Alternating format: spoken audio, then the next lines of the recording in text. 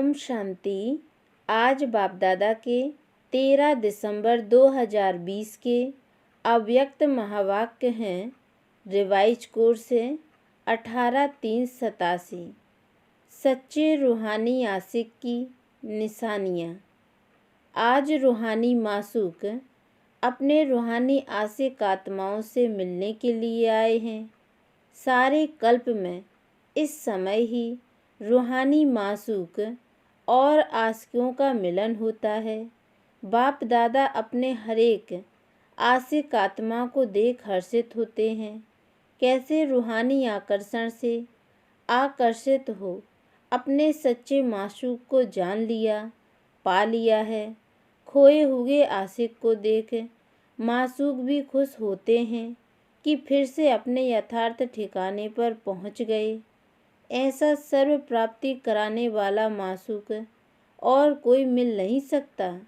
रूहानी मासूक सदा अपने आशिकों से मिलने के लिए कहाँ आते हैं।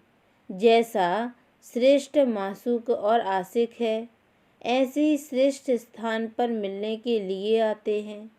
यह कौन सा स्थान है जहाँ मिलन मना रहे हो? इसी स्थान को जो भी कहो सर्वनाम इस स्थान को दे सकते हैं।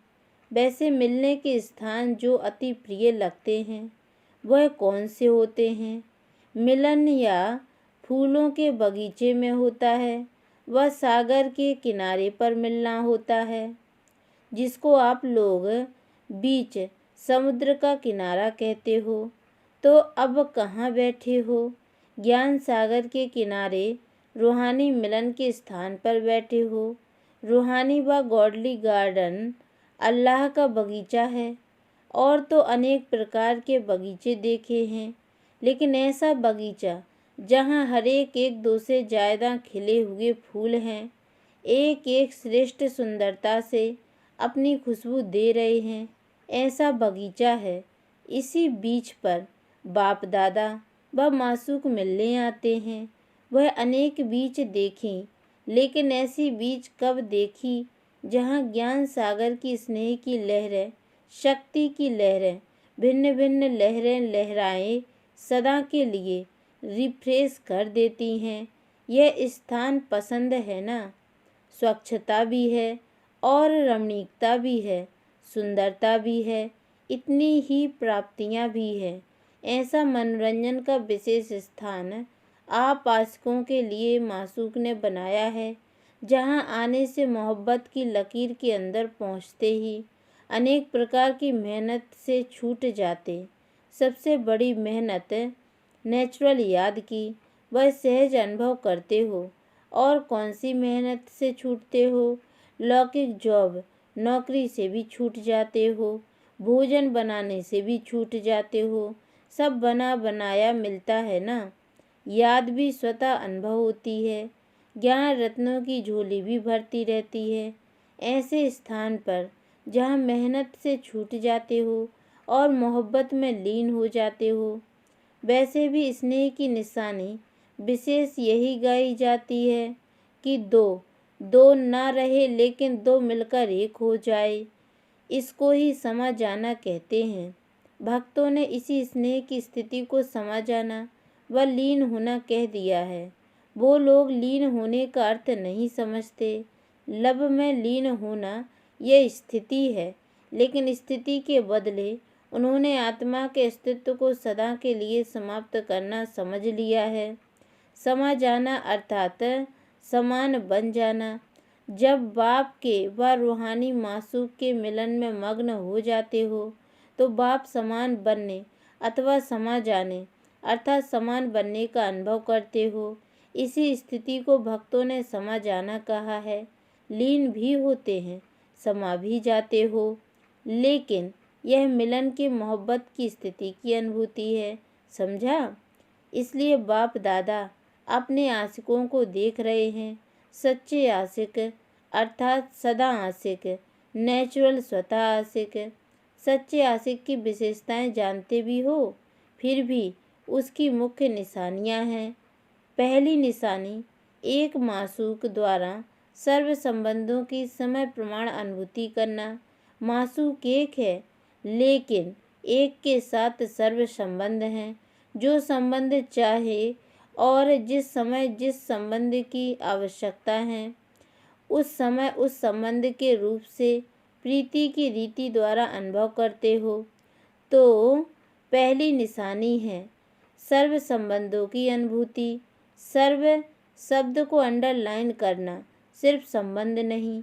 कई ऐसे नटखट आशिक भी हैं जो समझते हैं संबंध तो जुट गया है, लेकिन सर्व संबंध जुटे हैं। और दूसरी बात, समय पर संबंध की अनुभूति होती है। नॉलेज के आधार पर संबंध है, वह दिल की अनुभूति से संबंध है। बाप दादा सच्ची दिल पर राजी हैं, सिर्फ तीव्र दिमाग वालों पर राजी नहीं, लेकिन दिलाराम दिल पर राजी है। इसलिए दिल का अनुभव दिल जाने, दिलाराम जाने। समाने का स्थान दिल कहा जाता है, दिमाग नहीं। नॉलेज को समाने का स्थान दिमाग है, लेकिन मासूक को समाने का स्थान दिल है। मासूक आशिकों की बातें ही सुनाएंगे ना। कोई कोई आशिक दिमाग ज़्यादा चलाते, लेकिन दिल से दिमाग की मेहनत आधी हो जाती है। जो दिल से सेवा करते वह याद करते, उन्हों की मेहनत कम और संतुष्टता ज़्यादा होती। और जो दिल के स्नेह से नहीं याद करते, सिर्फ नॉलेज के आधार पर दिमाग से याद करते, वह सेवा करते, उन्हों को मेहनत ज़्यादा करनी पड़ती, संतुष्टता कम होती। चाहे सफलता भी हो जाए तो भी दिल की संतुष्टता कम होगी। यही सोचते रहेंगे, हुआ तो अच्छा, लेकिन फिर भी करते रहेंगे। और दिल वाले सदा संतुष्टता के गीत गाते रहेंगे। दिल की संतुष्टता के गीत, मुख की संतुष्टता के गीत नहीं। सच्चे आशिक दिल से सर्व संबंधों की समय प्रमाण अनुभूति करते हैं। दूसरी निशानी, सच्चे आशिक हर परिस्थिति में, हर कर्म में सदा प्राप्ति की खुशी में होंगे। एक है अनुभूति, दूसरी है उससे प्राप्ति। कई अनुभूति भी करते हैं कि हाँ, मेरा बाप भी है, साजन भी है, बच्चा भी है, लेकिन प्राप्ति जितनी चाहते उतनी नहीं होती है। बाप है, लेकिन वर्षे के प्राप्ति की खुशी नहीं रहती। अनुभूति के साथ सर्व संबंधों द्वारा प्राप्ति का भी अनुभव हो, जैसे बाप के संबंध द्वारा सदा वर्षे के प्राप्ति की महसूसता हो, भरपूरता हो। सतगुरु द्वारा सदा वरदानों से संपन्न स्थिति का व सदा संपन्न स्वरूप का अनुभव हो, तो प्राप्ति का अनुभव भी आवश्यक है। वह है संबंधों का अनुभव, यह है प्राप्तियों का अनुभव। कईयों को सर्व प्राप्तियों का अनुभव नहीं होता। मास्टर सर्वशक्तिवान हैं, लेकिन समय पर शक्तियों की प्राप्ति नहीं होती। प्राप्ति की अनुभूति नहीं, तो प्राप्ति में भी कमी है, तो अनुभूति के साथ प्राप्ति स्वरूप भी बने। यह है सच्चे आशिक की निशानी। तीसरी निशानी, जिस आशिक को अनुभूति है, प्राप्ति है, वह सदा तृप्त रहेंगे। किसी भी बात में अतृप्त आत्मा नहीं लगेगी। तो तृप्ति यह आशिक की विशेषता है। जहाँ प्राप्ति है वहाँ तृप्ति जरूर है। अगर तृप्त नहीं तो अवश्य प्राप्ति में कमी है, और प्राप्ति नहीं तो सर्व संबंधों की अनुभूति में कमी है। तो तीन निशानियाँ हैं, अनुभूति, प्राप्ति और तृप्ति।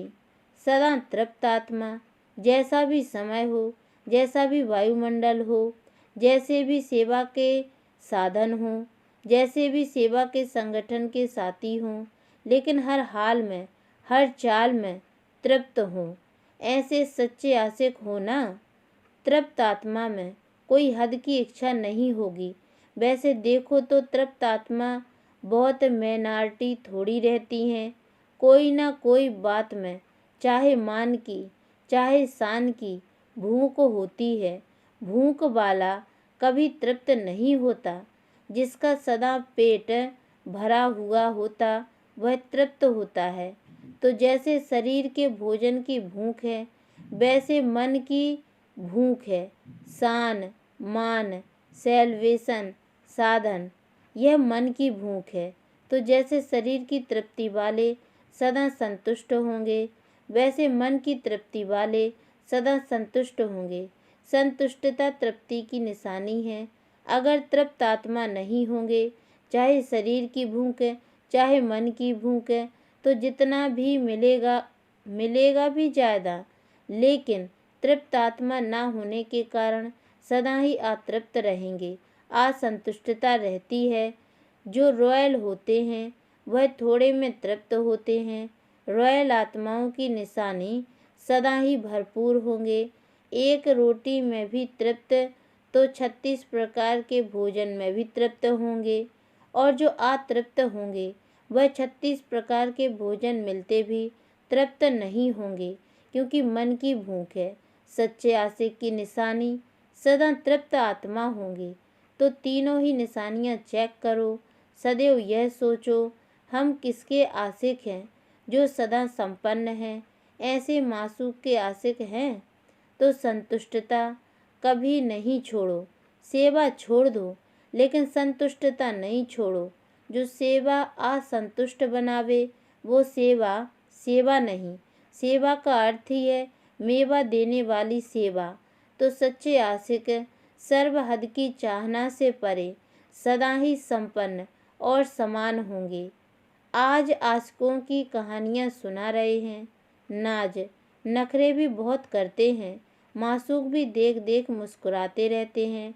नाज नखरे भल करो, लेकिन मासूक को मासूक समझ उसके सामने करो, दूसरे के सामने नहीं। भिन्न भिन्न हद के स्वभाव, संस्कार के नखरे और नाज करते हैं।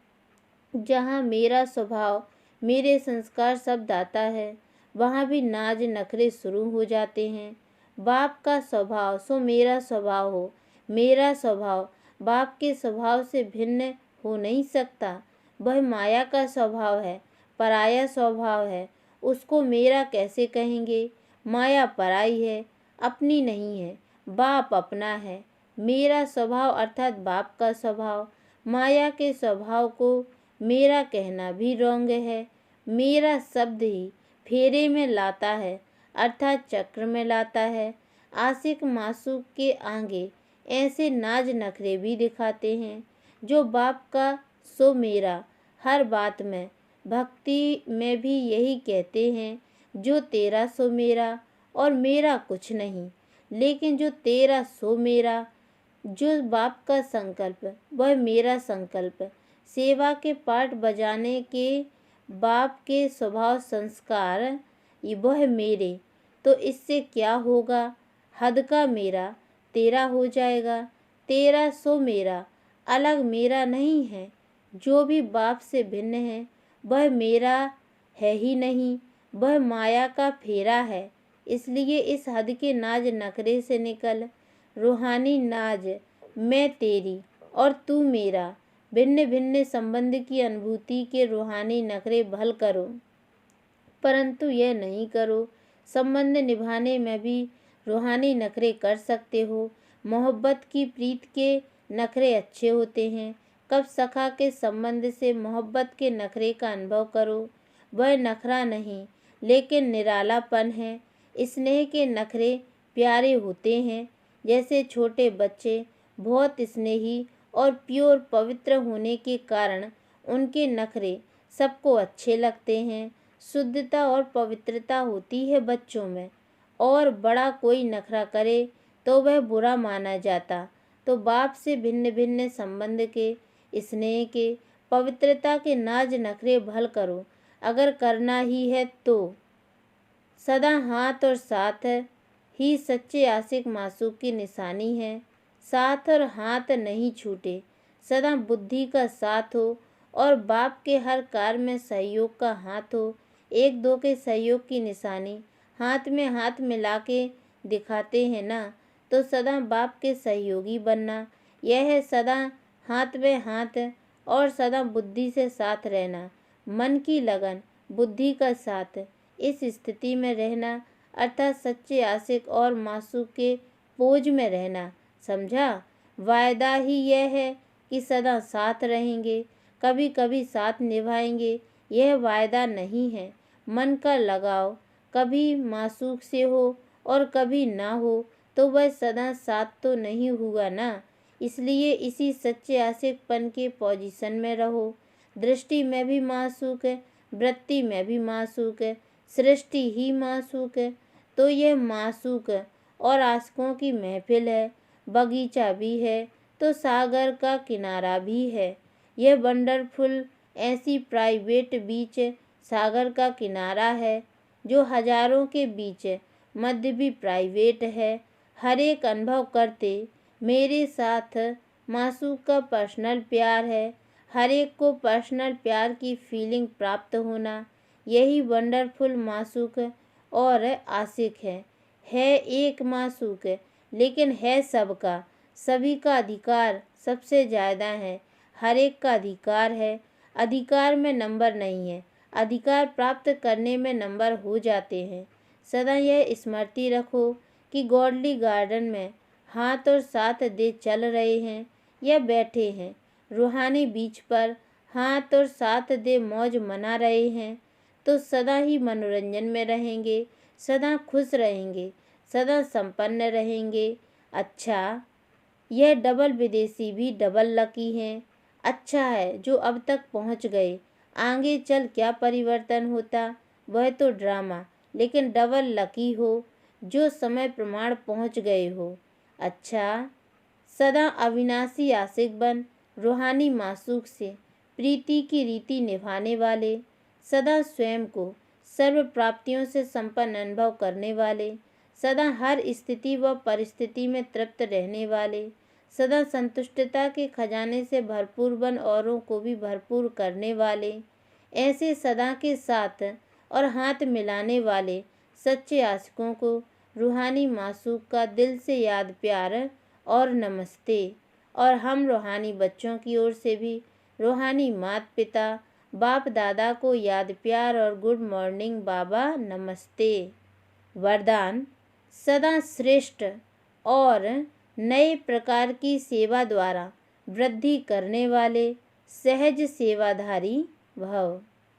संकल्पों द्वारा ईश्वरीय सेवा करना, यह भी सेवा का श्रेष्ठ और नया तरीका है।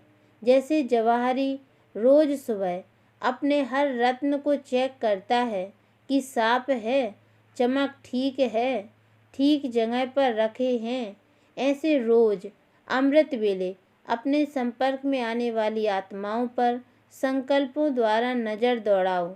जितना आप उन्हों को संकल्प से याद करेंगे उतना वह संकल्प उन्हों के पास पहुँचेगा। इस प्रकार सेवा का नया तरीका अपनाते वृद्धि करते चलो। आपके सहज योग की सूक्ष्म शक्ति आत्माओं को आपके तरफ स्वतः आकर्षित करेंगी। स्लोगन है, बहानेबाजी को मर्ज करो और बेहद की वैराग्य वृत्ति को इमर्ज करो। ओम शांति।